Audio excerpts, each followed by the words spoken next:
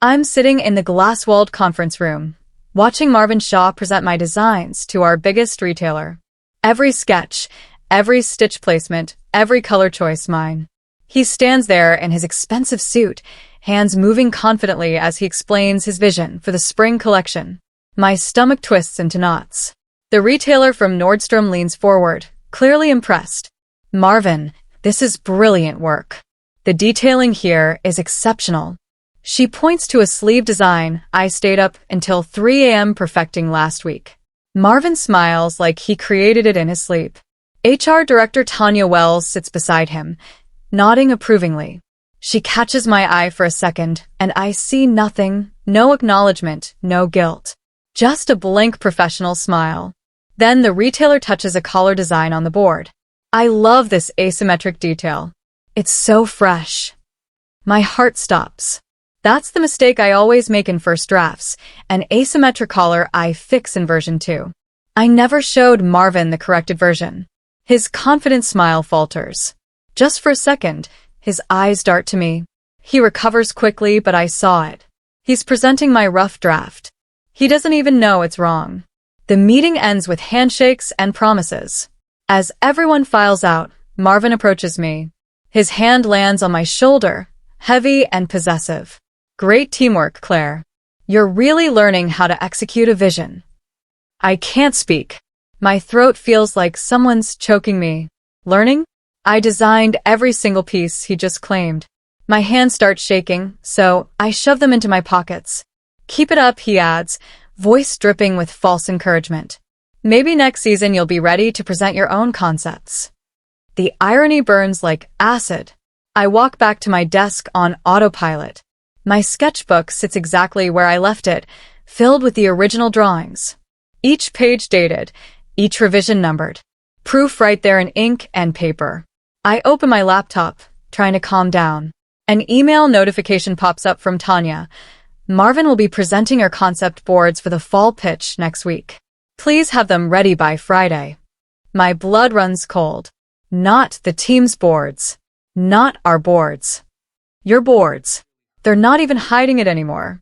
They expect me to hand over my work so Marvin can parade it as his own. Again, I march straight to HR.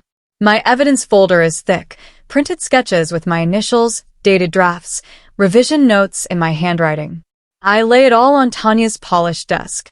Marvin presented my designs this morning, I say, trying to keep my voice steady. Everything in that pitch was mine. I have proof. Tanya glances at the papers without really looking. She leans back in her chair, and a light laugh escapes her lips. Claire, design is collaborative here. We work as a team.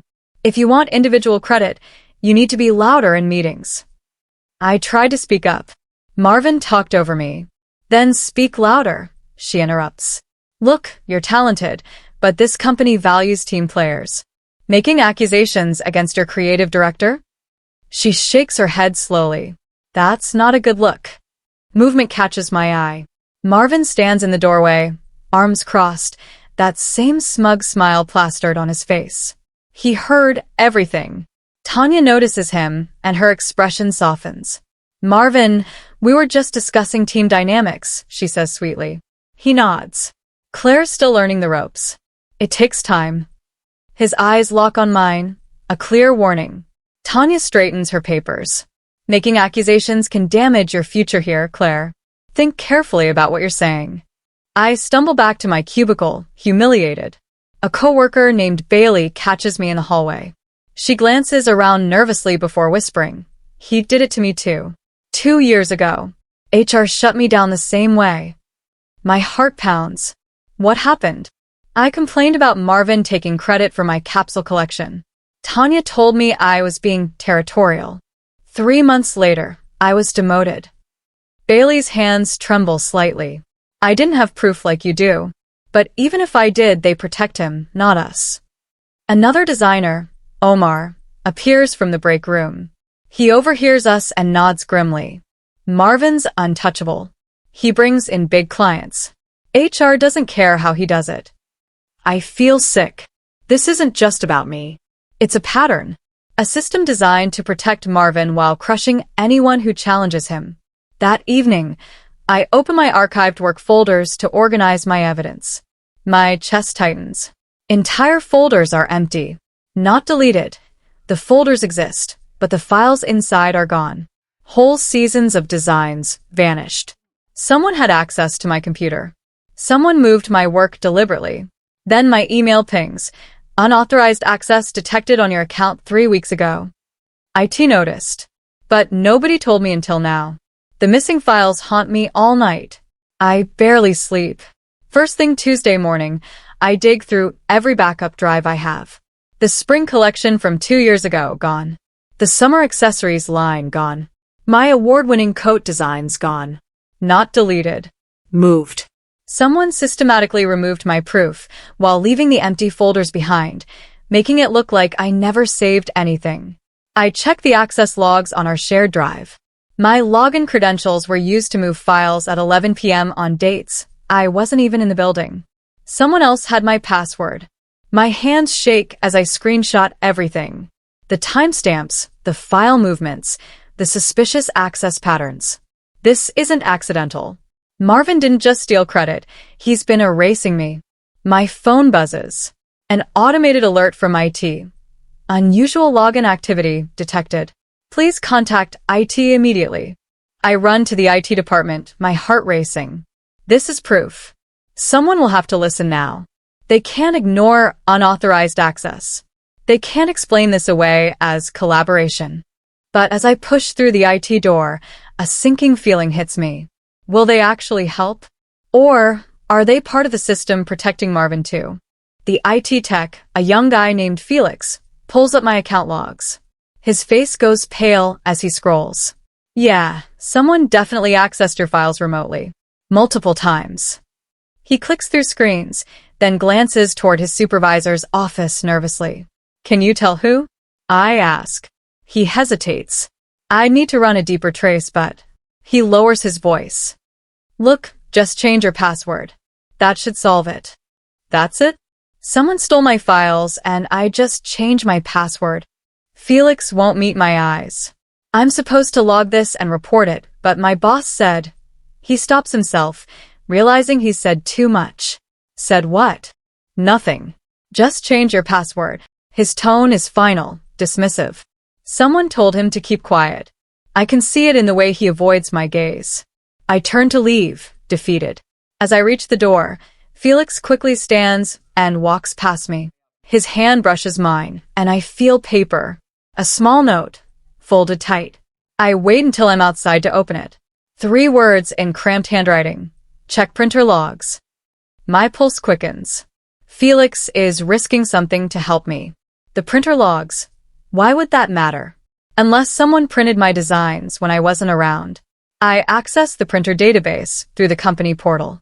My hands tremble as I filter by date range. There, pages and pages of print jobs from my design files. Late at night. Weekends. Times when I was definitely not in the office. The user badge on each job isn't Marvin's. It's his executive assistant, Jenna Clark. She printed my work dozens of times over the past 2 years. I cross-reference the dates. Every major presentation Marvin gave, every pitch that won us a new client, Jenna printed my designs the night before. My vision blurs with anger. Then I notice something else. The printer destinations. Most jobs went to Marvin's office printer, but several went to Copy Room 3, overnight shipping station. Why would design sketches need overnight shipping? We share everything digitally with clients. Physical prints only go out for patent applications or legal documentation. I pull the shipping logs, my fingers flying across the keyboard. A dozen packages sent overnight to a private address in Manhattan. Not our client's office. Not a manufacturer. A residential address I don't recognize. My stomach drops. Marvin didn't just steal my work to present internally. He sent it somewhere else. But where? And why? My phone buzzes. Bailey's text reads, Marvin's meeting with a consultant tonight at Morton's. He had your mood boards in his bag. The shipping address burns in my mind all day. I run it through Google Maps. It's a luxury apartment building in Soho. Not a business. Not a printing company. Someone's home. I check the package weights and dates. Each shipment went out the same night Jenna printed my designs. The pattern is unmistakable. Someone has been receiving my original work for 2 years. During lunch, I sit in my car and create a new system. From now on, I email every draft to myself with timestamps. I save revision histories. I document every conversation, every critique session, every time Marvin asks to borrow my sketchbook for inspiration. I act scared in the office. Quiet. Compliant. Like HR's warning worked. Like I've given up. But really, I'm building a case they can't laugh away. That evening, my phone buzzes. Marvin's calendar invite. Private meeting, Claire Bennett, for PM tomorrow. No subject line. No agenda. Just my name and his office. My chest tightens. Private meetings with Marvin always end the same way, him taking my ideas and me walking out feeling smaller. But I can't refuse without raising suspicion. I text Bailey. He wants to meet tomorrow. Alone. Her response is immediate. Record everything. Be careful. I download a voice memo app and test it. Clear audio. Easy to hide. Tomorrow I'll be ready. I spend the morning acting normal. Submitting work. Answering emails. Pretending everything's fine. Inside, I'm screaming. But I've learned that emotional reactions give them ammunition. They call you difficult or unstable. So I stay calm. Professional. Invisible. At 4 p.m., I walk into Marvin's office. He's sitting behind his massive desk, relaxed. Close the door, Claire. I do. My phone is in my blazer pocket, voice memo already recording. I wanted to check in, he says smoothly. I heard you had concerns about the creative process. About collaboration. His smile doesn't reach his eyes. I just want to make sure my contributions are recognized. I say carefully. Of course. You're very talented. He stands, walking around the desk. But talent isn't enough in this industry. You need to understand how things work. How credit flows. Credit should go to whoever does the work. His smile tightens. Don't ruin your career by being difficult, Claire. You're smart. You know how valuable you are to this team. Don't throw that away over ego. Then he opens his desk drawer and pulls out an envelope. I talked to Tanya. We're offering you a raise. 3%. Keep doing great work, keep being a team player, and you'll go far here. 3%. Hush money wrapped in a corporate bow. Also, he adds, voice dropping. HR is watching you now. After your little visit yesterday, be smart. I leave Marvin's office with the envelope in my hand, feeling dirty. 3%. Like that erases 2 years of theft. Like money makes it okay that my name never appears on anything I create. That evening, I stay late. The office is almost empty. I'm about to leave when I see Marvin tossing something into his trash can. He doesn't notice me watching from across the floor. After he leaves, I wait 20 minutes. Then I walk to his office. The door is locked, but the trash is collected by cleaning staff who haven't come yet. I reach through his mail slot and drag the small bin closer until I can grab the item on top. It's a spiral notebook. Worn, dog-eared. I tuck it under my jacket and rush to my car. In the parking lot, I flip through the pages under the dome light. My heart stops. It's a planning journal. Lists of retailers, design themes, delivery dates. And next to several entries, my initials. CB, floral motif. CB, structured blazer. CB, asymmetric dress. He's been tracking which of my ideas to steal, documenting his theft like a shopping list. Then I see something that makes my blood run cold. At the bottom of one page, sell T.O. Hartwell, $15K each. Hartwell is our biggest competitor. I sit frozen in my car, staring at that line. Sell to Hartwell, $15,000 each. Marvin isn't just stealing credit. He's selling my designs to our competitor. Suddenly, everything makes sense. The mystery packages. The overnight shipments to a private address. The way we keep losing bids to Hartwell by a hair. They always seem to pitch something eerily similar to our concepts, just different enough to avoid legal trouble. Because they're getting my original designs before we even finalize ours. My hands shake so badly, I almost dropped the notebook. This isn't a petty office issue. This is corporate sabotage. Fraud. Maybe even criminal. I photograph every page, my phone camera shaking. I upload the images to a secure cloud account, then hide the physical notebook in my gym bag at home. The next morning, I check Marvin's shared calendar. He's careless about privacy settings. There's a recurring event every Thursday at 7 p.m. Call with Elaine, consulting. Elaine. I don't know anyone named Elaine, but that name appears twice in the notebook, circled in red ink. I need to know who she is. I need to know if she's the one receiving my stolen designs. But I can't ask directly without tipping my hand. I'm spiraling. My anxiety is eating me alive. I can't sleep. I can't focus. Every time I see Marvin's face, I want to scream the truth in front of everyone. Instead, I start recording voice memos. Just me, talking to myself in my car. Processing the nightmare. It's the only thing keeping me sane. Thursday evening, I stay late to finish a project. The office is quiet. I'm walking to the bathroom when I hear Marvin's voice echoing from the hallway near the executive offices. He's on speakerphone. Of course it's hers. That's why it sells, he laughs. A woman's voice responds, too muffled to make out. But Marvin's words are crystal clear. I freeze, my phone already in my hand. The voice memo app is still open from earlier. I hit record. Claire's good, Marvin continues, but she's too timid to make noise. And Tanya keeps her quiet anyway. More laughter. She'll never prove it. Even if she tries, who's going to believe her over me? My whole body goes numb. He said my name. He's admitting everything to whoever Elaine is. And he's so confident, I can't touch him. I save the recording with shaking hands, then slip into the bathroom before he sees me. My reflection stares back, pale, exhausted, furious. But I have him now. His own words, recorded. Proof. Friday morning, HR sends a calendar invite. Resolution meeting, Claire Bennett concerns. Attendees, me, Marvin, Tanya, and someone from legal named Lawrence Finch. My stomach drops. This isn't a resolution meeting. It's a trap. They're bringing in legal to shut me down permanently, maybe even fire me for false accusations. Bailey pulls me aside in the break room. They're going to make you the problem. I've seen this before. They'll paint you as emotional, confused, unable to handle workplace stress. What do?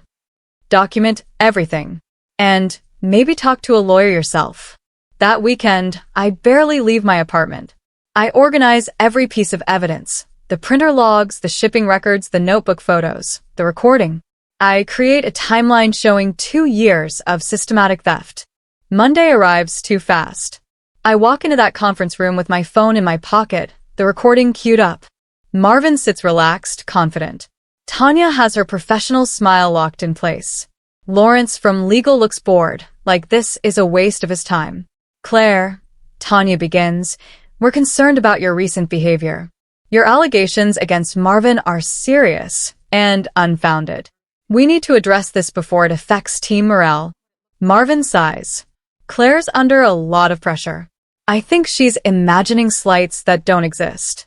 Maybe she's struggling with the pace. Lawrence flips through a folder, barely looking at me. We've reviewed the situation. There's no evidence of wrongdoing. What we do see is a pattern of emotional outbursts and unprofessional accusations. Emotional outbursts. My voice cracks. I brought evidence.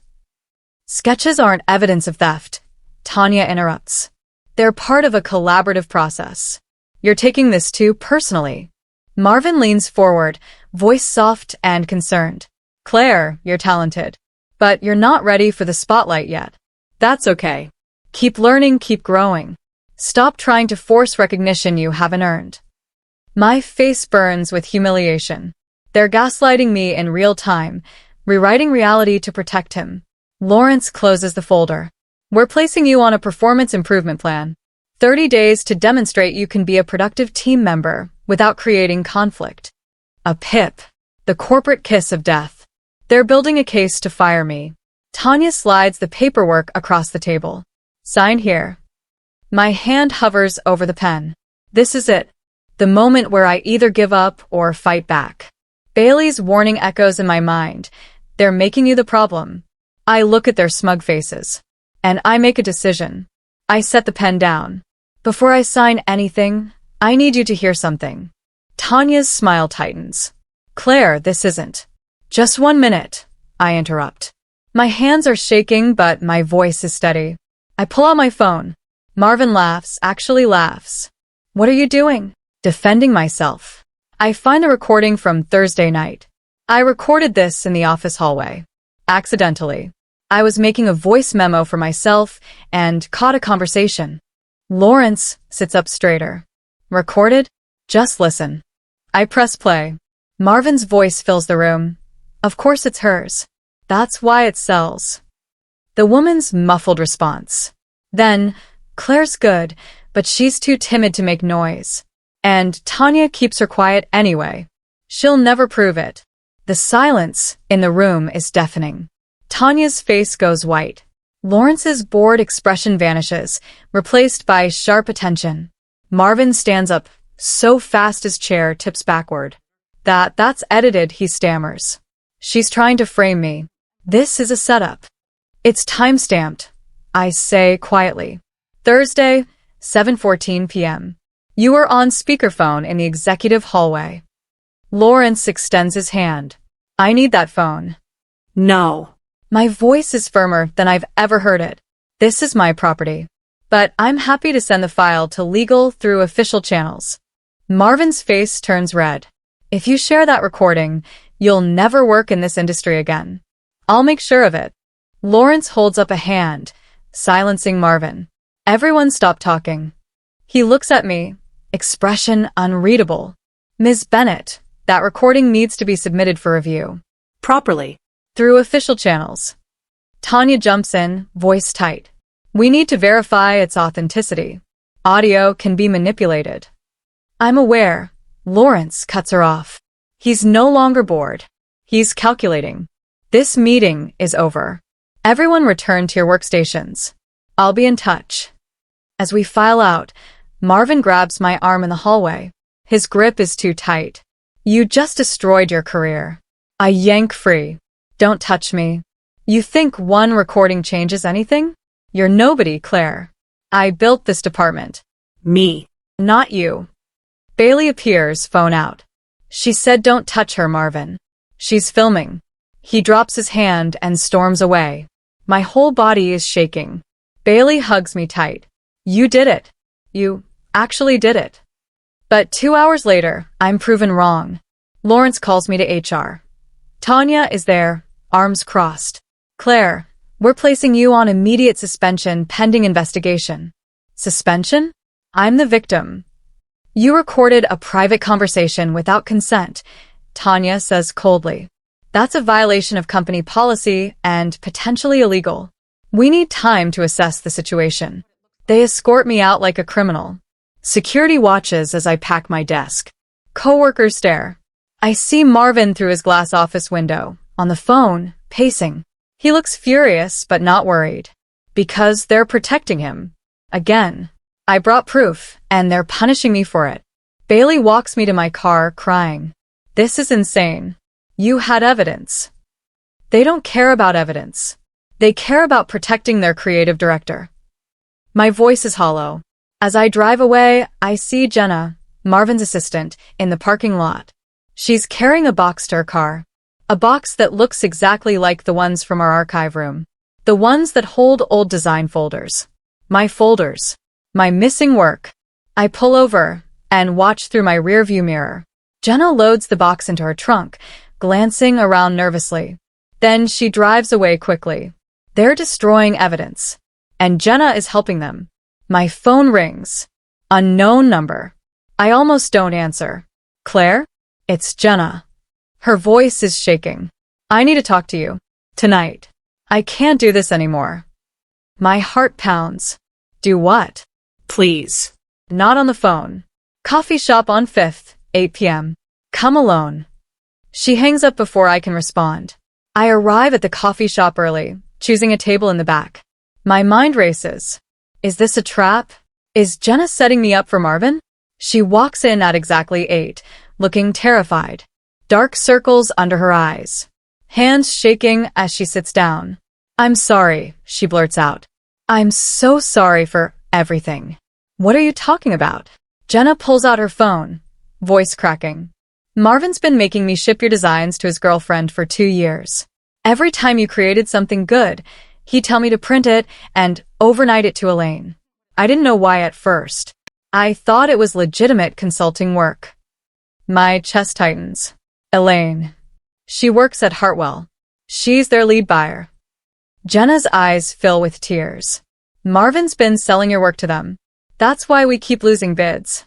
They already have our concepts before we pitch." The room spins.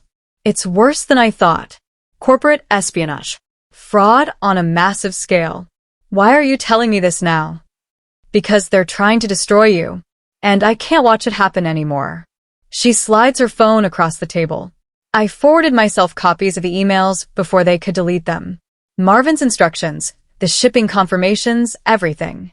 I stare at the screen. Months of evidence right there. I spend all night reading through Jenna's emails. Each one is more damning than the last. Marvin explicitly ordering my designs sent to East Price Care of Hartwell Consulting. Notes saying Claire's fall line, ship tonight. Messages to Elaine with subject lines like new concepts attached, $15,000 per design as discussed. He's been selling my work for $15,000 each. Dozens of designs over 2 years. Hundreds of thousands of dollars. While I earned my regular salary believing my work was just being used internally. One email makes me stop breathing. "If Claire talks, Tanya will handle it. Don't worry." Tanya knew. HR knew. They've been covering for Marvin's fraud from the start. I forward everything to my personal email, then call the only lawyer I know, my college roommate's sister, Adriana. She's a corporate attorney in Boston.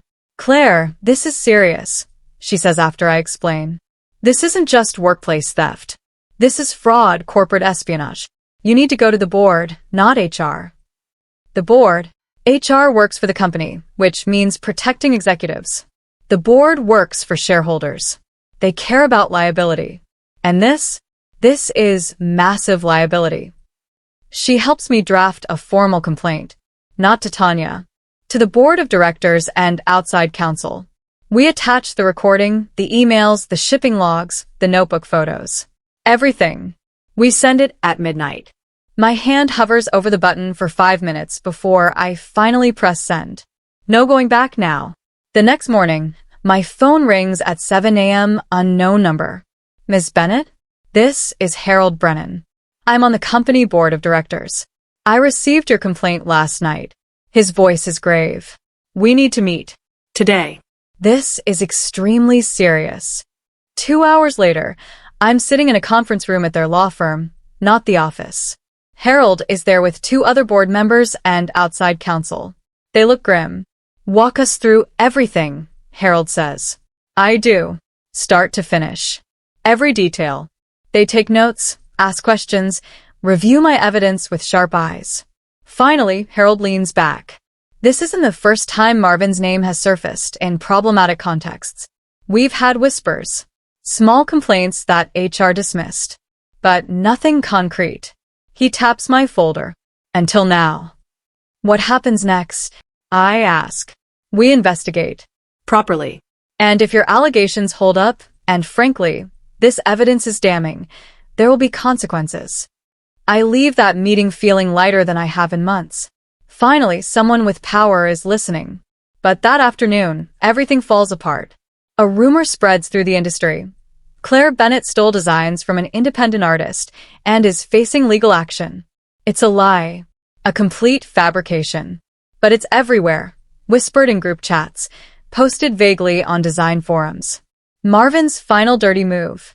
Destroy my reputation before the investigation concludes. Co-workers I've known for years suddenly avoid me. Bailey texts, people are saying horrible things.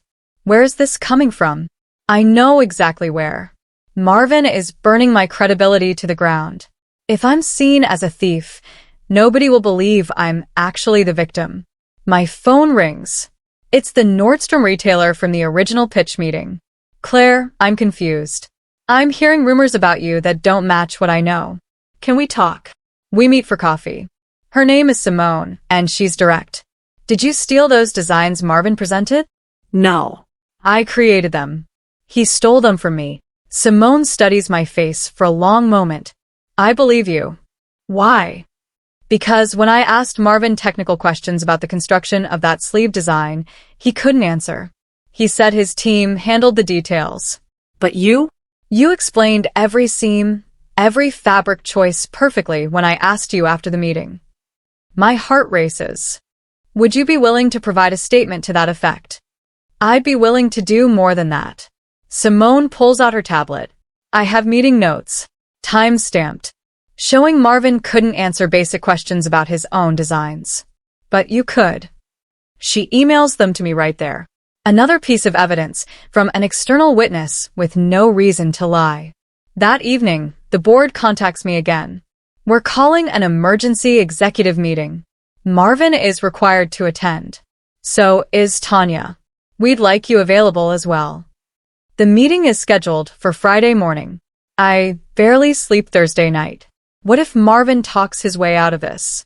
What if the board protects him anyway? Friday arrives. I sit in a waiting room outside the boardroom, hands clenched. Through the door, I hear raised voices. Marvin's defensive and angry. Tanya's trying to sound reasonable. Then silence. The door opens. Harold gestures for me to enter. The room is tense. Marvin looks pale, sweat on his forehead. Tanya won't meet my eyes. The outside counsel sits with a laptop open, my evidence displayed on a screen. Ms. Bennett, Harold says, we've reviewed everything. We've listened to the recording. We've examined the emails Ms. Clark provided. We've reviewed shipping records and Mr. Shaw's personal notebook. Marvin starts to speak, but Harold cuts him off with a look. We also have a statement from Nordstrom confirming you, not Mr. Shaw, could answer detailed questions about the designs he presented as his own. Harold's voice is ice. Mr. Shaw, you've engaged in fraud, theft of intellectual property, and corporate espionage. You've damaged this company's reputation and cost us contracts worth millions. Marvin's face crumbles. I can explain. There's nothing to explain. The evidence is irrefutable. Harold turns to Tanya. Ms. Wells, your emails show you were aware of the situation and actively suppressed complaints. That's a breach of your duties. Tanya's hands shake. I was protecting the company. You were protecting a criminal. The board chair takes over, voice firm. Marvin Shaw, your employment is terminated immediately for gross misconduct. Security will escort you out. You're barred from the premises. Marvin stands, face red. You're making a mistake. I built this department. You built it on stolen work, Harold snaps. And you sold company secrets to a competitor. You're lucky we're not pursuing criminal charges. Yet. Security enters. Marvin looks at me with pure hatred as they escort him out. This isn't over. But it is. His threats are empty now. Tanya is next. Your position as HR director is under review. We're bringing in an external firm to audit HR practices. You're suspended pending that investigation. She leaves without a word, head down. The room empties until it's just me and the board. Harold speaks quietly. Ms. Bennett, we owe you an apology. You were failed by the people meant to protect you. We're going to make this right. How? My voice is small. Full reinstatement with back pay. A formal internal acknowledgement of your work, your name on every design you created, and a promotion. He slides a folder across the table. Head of Design Integrity.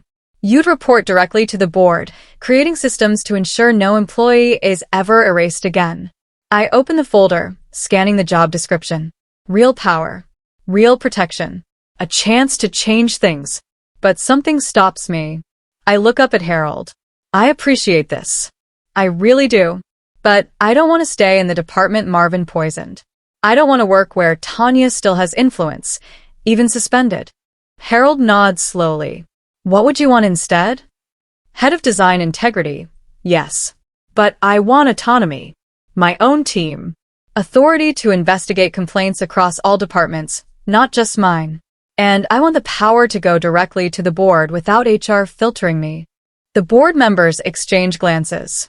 One woman smiles. That's exactly the kind of thinking we need. You have a deal. We spend 2 hours hammering out details. Salary, equity, reporting structure. By the end, I have everything in writing. Everything they should have given me years ago. That evening, I send one email to the whole design department. My name is Claire Bennett. For the past 2 years, I designed the collections presented under Marvin Shaw's name. Those designs were stolen. I have proof. I'm sharing this not for revenge, but for truth. If anyone else has experienced this, my door is open. The responses flood in. 12 designers. 12 stories of Marvin taking credit, Tanya shutting them down, the system protecting him while crushing them. We're not just victims. We're a pattern. And now we have a voice. Monday morning, I walk into my new office. It's small but mine. A plaque on the door reads, Claire Bennett, Head of Design Integrity. Bailey brings me coffee, grinning. You did it. You actually did it. We did it. I correct her. She's joining my team, along with 2 others who came forward. That afternoon, the company releases a statement. Following an internal investigation, former creative director Marvin Shaw has been terminated for misconduct. Several designs previously attributed to him were actually created by senior designer Claire Bennett, whose contributions are now formally recognized. It's not enough to undo 2 years of theft, but it's a start. Simone from Nordstrom emails, I always knew something was off. Glad the truth came out. Let's work together directly next time. My phone buzzes with texts from designers across the industry. Some congratulating me. Some sharing their own stories of stolen credit. Some asking how I fought back. I save every message. Because this isn't just about me anymore. It's about changing a system that lets people like Marvin thrive while crushing people like us. Jenna sends a final text. Thank you for letting me help make this right. I'm leaving the industry, but I'm glad I didn't stay silent. I look at the recorder on my desk, the one that captured Marvin's confession. They laughed when I said he stole my designs. They dismissed me, threatened me, tried to erase me. But I played the recording, and suddenly nobody was laughing anymore.